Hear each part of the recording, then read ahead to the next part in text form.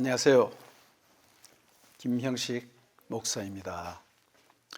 오늘부터 시간과 여건이 허락하는 대로 창세기 강의를 좀 할까 합니다. 창세기 강의 중에 1, 3장을 좀 더 자세히 하고 나머지는 시간이 되는 만큼 또 하도록 하겠습니다.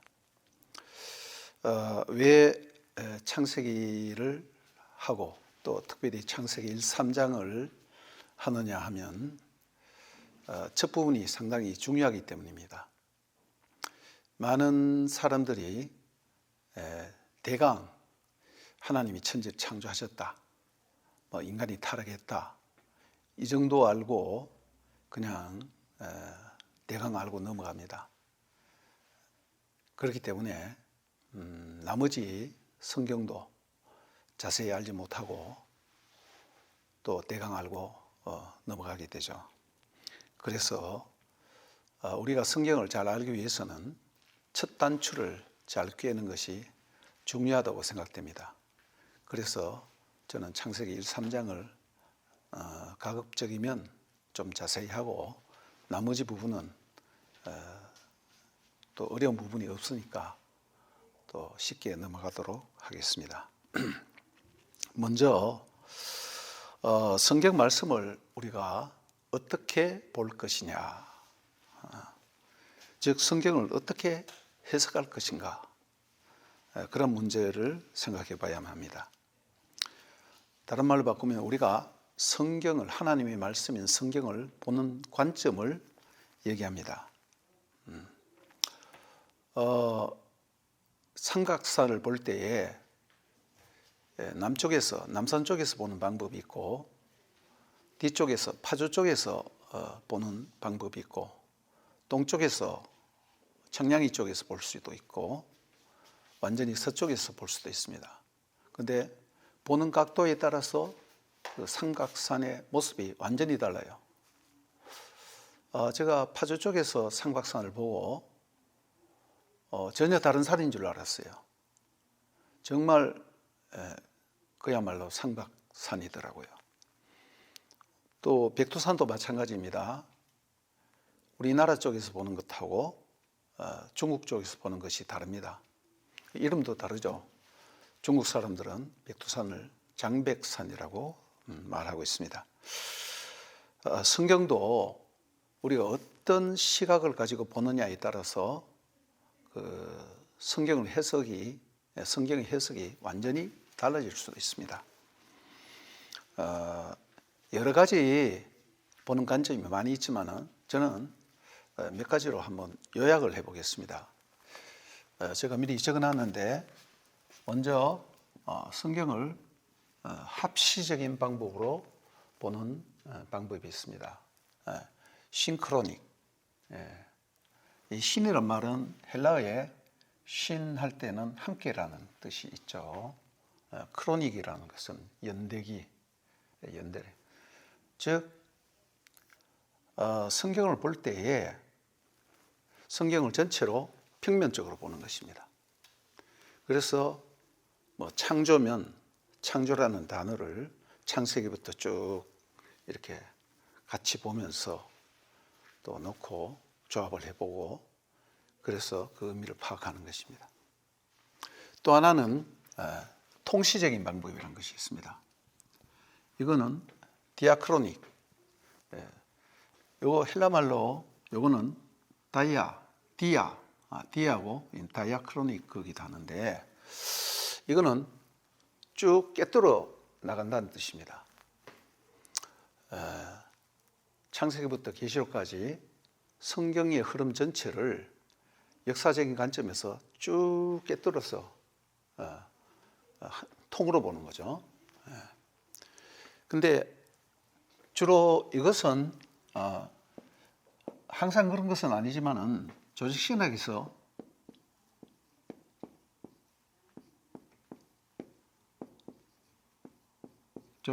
보는 관점이 이와 비슷합니다. 또 똑같다고 하면 좀 곤란하겠죠. 이것은 성경신학에서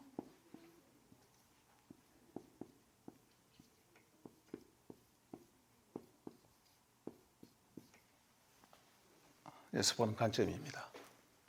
그런데 어느 하나를 주장하기보다는 두 가지를 합해서 서로 보완하는 것이 굉장히 중요하다고 생각됩니다.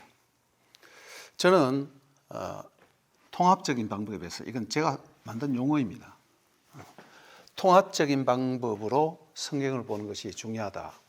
통시적인 방법과 비슷한데 통합적인 방법이라는 것은 예를 들면 공이 있습니다. 공은 구죠, 구. 근데 유치원생을 보고 공을 그리려면 동그라미 하나 그려놔요. 국민학교 몇 학년쯤 되면, 초등학교 몇 학년쯤 되면 공에 이렇게 그림자를 만들어서 뭐 음영 처리를 좀 할 것입니다. 그러나 컴퓨터 그래픽으로 공을 만들려면 진짜 공 그대로 그런 기술이 있습니다. 우리가 이 성경을 볼 때에도 좀 구로 보는 방법이 좋지 않는가. 한쪽 측면만 보고 원이다 아니면 뭐다 이렇게 보는 것보다 입체적인 방법으로 그러기 위해서 예를 들면 우리는 건물을 지을 때 건물 하나를 짓기 위해서 우리는 지은 건물만 보죠. 그러나 건축가들은 그 건물을 짓기 위해서 설계도를 이렇게 만들 때 보니까 책이 한 권이더라고요. 뭐 평면도, 인면도, 뭐 측면도, 단면도 뭐 여러 가지가 많이 있어요. 저희들은 봐도 잘 알지도 못합니다. 성경을 볼 때에 종합적인 그런 통합적인 시각으로 보자는 것이죠. 성경 말씀을 그 역사적인 맥락이 어떻게 됐는지, 또 그 지리가 어떻게 됐는지, 역사와 지리를 성경을 잘 알기 위해서는 기본적인 것을 알 수 있어야 합니다. 그리고 문화적인 것, 당시에 이 성경이 쓰여질 당시에 문화가 어땠는가, 그리고 언어적인 것. 그래서 성경의 언어도 참 중요하죠. 구약은 히브리어로 쓰여져 있고 신약은 헬라어로 쓰여져 있는데 우리말과는 많이 다르기 때문에 번역에는 좀 한계가 있습니다. 장단점이 있다는 것이죠. 그래서 이 모든 것을 고려해서 통합적인 그런 방법으로 성경을 보는 것이 좋겠다는 그런 말씀입니다. 그래서 창세기도 우리가 창세기를 읽을 때 처음부터 창세기 1장부터 그냥 쫙 읽어 나가는 것보다는 여러분 연초가 되면 이제 새로운 마음을 먹고 성경을 읽기 시작하죠. 창세기까지 쭉 읽어 나가다가 어디쯤 가면 멈춰지냐 하면 출애굽기 한 25장 정도 되면 성막 만드는 얘기부터 딱 막히기 시작해요. 그 레위기까지 나가면 두 손 듭니다. 그런데 사실상 모세 오경 가운데서는 레위기가 어떤 면에서는 가장 중요해요. 이스라엘 백성은 지금도 자녀들에게 레위기부터 가르치요. 근데 우리는 그걸 제일 모릅니다. 그것은 말하자면 내가 교회는 나가는데 예수 그리스도의 십자가와 복음은 모른다, 그런 뜻과 마찬가지예요. 그래서 성경 전체를 통합적으로 볼 수 있다면 우리는 그것을 더 훨씬 더 쉽게 알 수 있죠.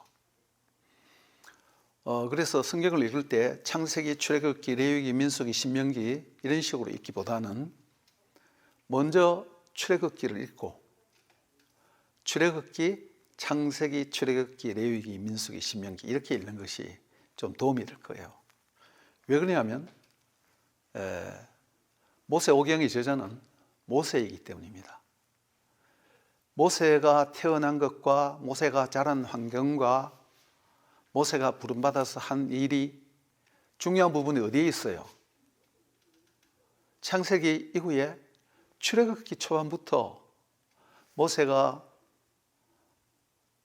히브리인의 노예의 자녀로 태어나서 애국 공주의 아들로 입양이 되어서 애국의 왕자가 되고 그 다음 40살쯤 되어서 자기 정체성을 가지고 해방을 한번 시켜보려고 노력하다 실패해서 광야로 도망가고 거기서 다시 하나님의 부름을 받아서 이스라엘 백성을 구원하고, 구원한 이스라엘 백성들을 광야로 데리고 나와서 그 어느 한 시점, 40년간 그 어느 한 시점쯤 되어서 이 창세기랑 모세오경을 기록했을 거란 말입니다.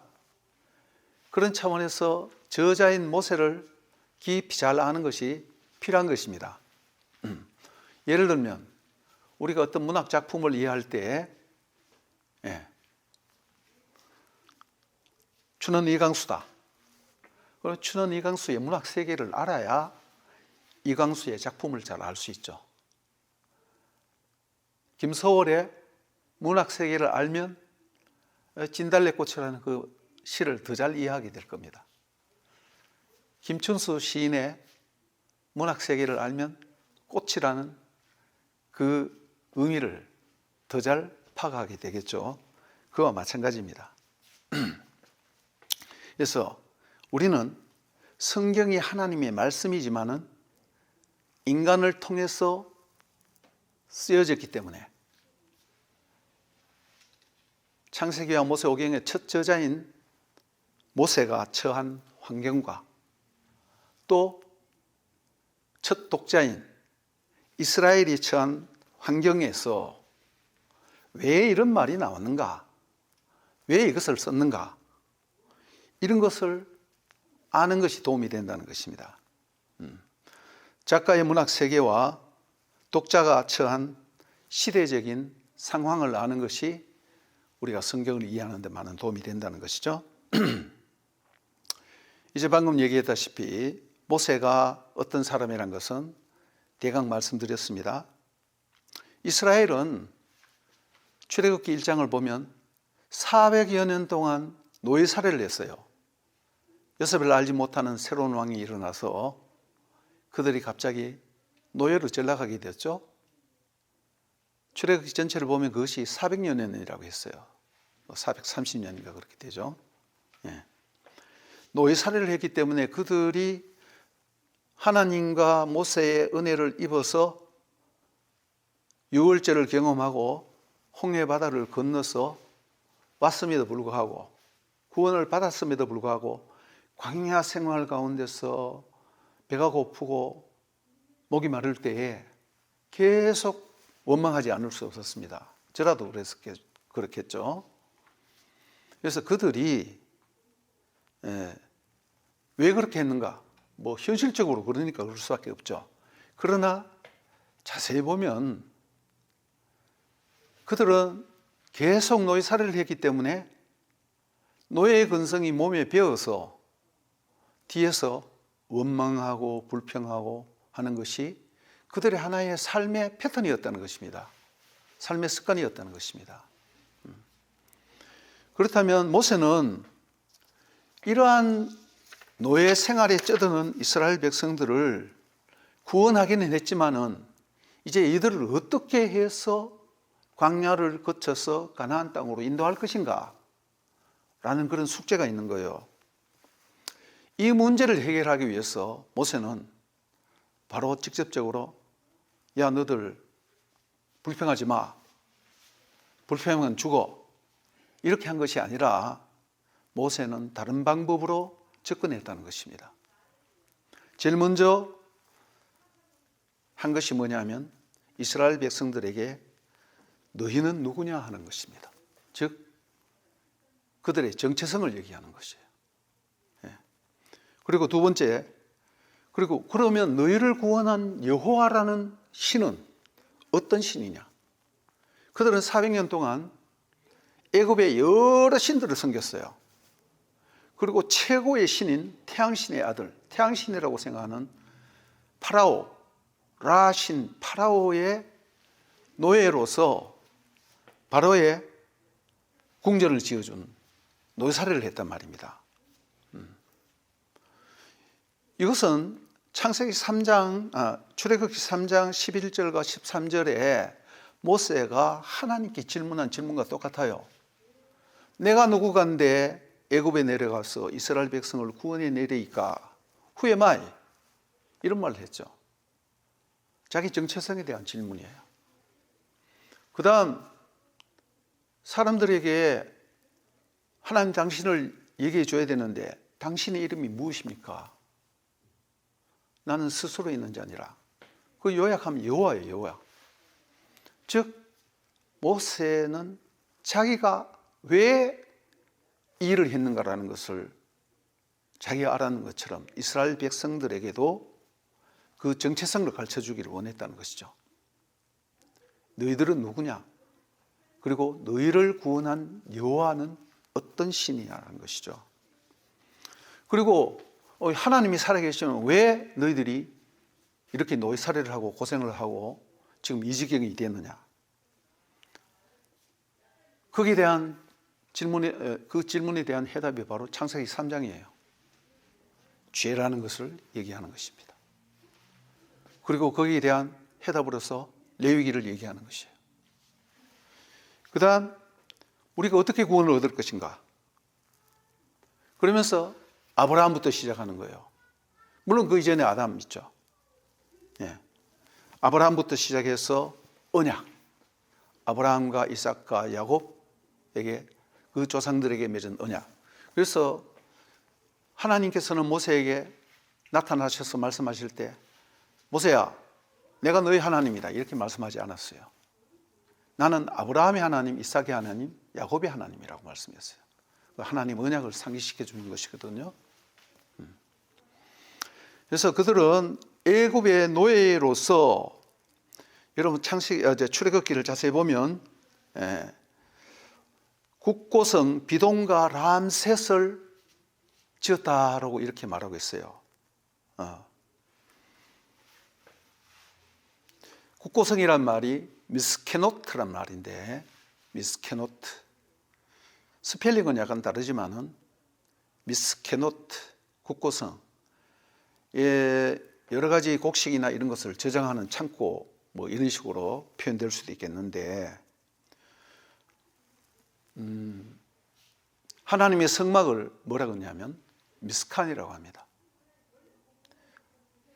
스펠링이 똑같지는 않아요. 그러나 발음이 비슷합니다. 미스케노트, 미스칸. 그 말 가운데서 이미 언어 유희를 사용해서 뭔가를 대조시키고 있는 거예요. 비돔은 뭐냐 하면 뭐 그런 성이 있었는 것보다 그걸 쌓는 것보다 람셋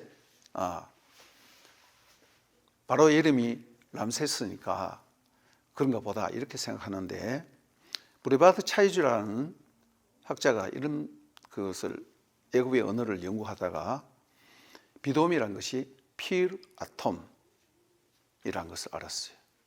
필 아톰. 필이라는 것은 집이란 뜻이에요.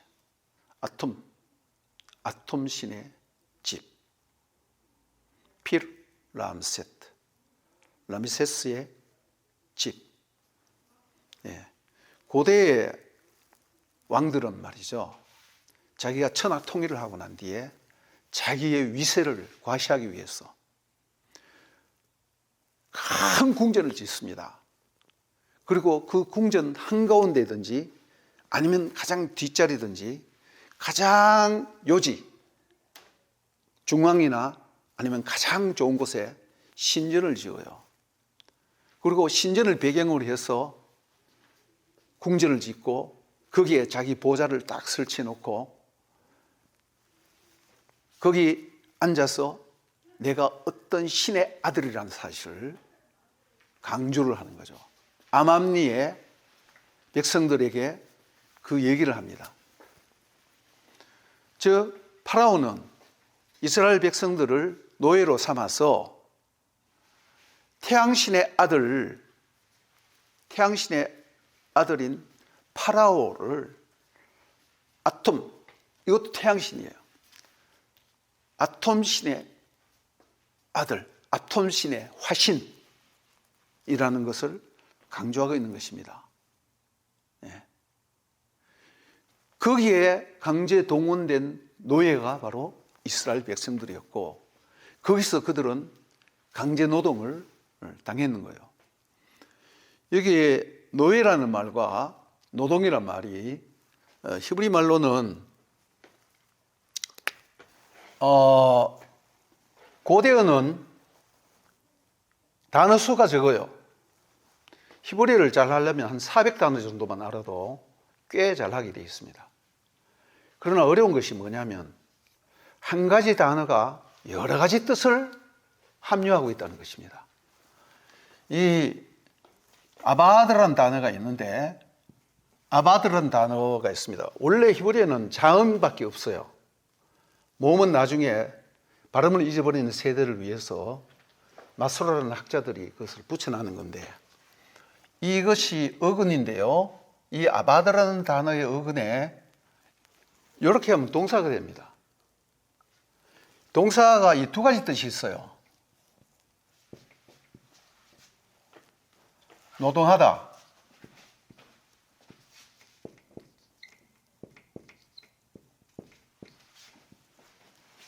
고역하다. 똑같은 뜻인데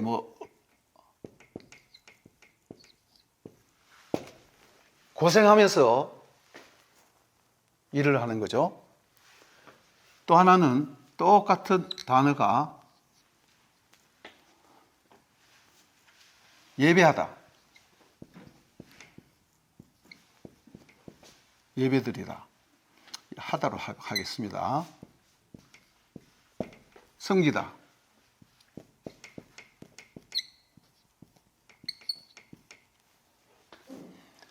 이건 동사예요. 이것을 똑같은 단어를 에베드 하면 명사가 됩니다. 이건 동사가 되고, 명사,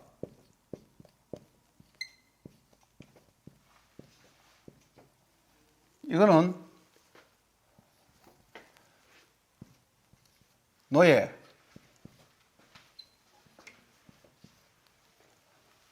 고역, 힘든 노동이에요. 또 하나는 여기 있는 것처럼 예배, 섬김, 경배, 이런 식으로 생각해 볼 수 있습니다. 그런데 이스라엘 백성들은 바로의 에베드로, 노예로서 바로를 위해서, 바로 왕의 신권 통치를 위해서 아톰신의 신전을 짓고 바로의 궁전 람세스를 건설했다는 그런 의미가 되는 것입니다. 그런데 여호와 하나님이 가짜 신인 바로와 10가지 재앙을 내려서 그 전부 다 신들이에요. 애국 신들. 마지막 최고 신이 뭐냐면 파라오, 태양신이거든요. 그 아들을 죽여버렸단 말이야. 그 바로의 대를 끊어놓고 박살냈다는 그런 뜻이에요. 그리고 난 뒤에 유월절과 이스라엘 홍해 바다를 건너서 구원을 이루었는 거예요. 너희들은 바로의 노예로서 바로를 위하여 아톰신의 신전을 짓고 바로의 궁전을 지어짓는 고역하고 힘든 노동을 하는 존재가 아니고, 너희들은 여호와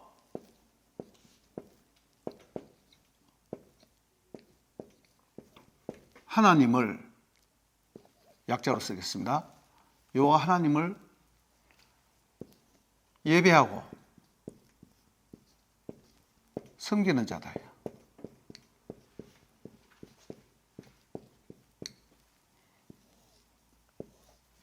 네. 그리고 미스케노트, 국고성, 이것을 짓는 자가 아니고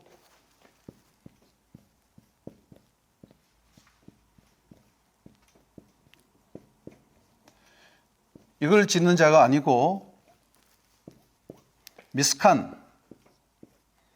미시칸이라는 게 좋겠죠. 이건 뭐냐면 성막이에요.